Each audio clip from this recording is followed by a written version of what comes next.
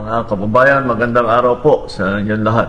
Meron lang po akong update tungkol sa iba't ibang kaso tungkol sa flood control na mga problema sa mga iba't ibang kontrata. Ipapabot ko po sa inyo na ang 96.5 million na Ghost Flood Project sa Davao Occidental, naglabas na ng warrant of arrest ang korte laban sa 10 pangunahing sangkot dito sa anomalyang ito. Ang mga akusado ay nahaharap sa kasong graft at malversation.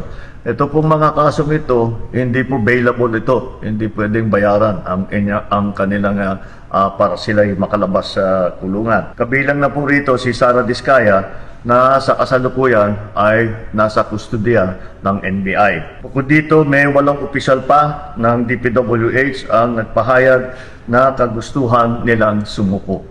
Ito po ay patuloy namin ang gagawin at simula lang po ito at patuloy namin imbestigahan at kakasuhan lahat po ng may kinalaman sa mga iskandalo na nakikita natin sa mga flood control project.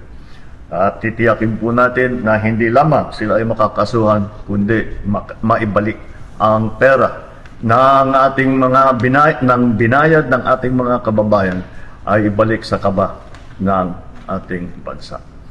At maraming salamat po at magandang araw po sa inyo.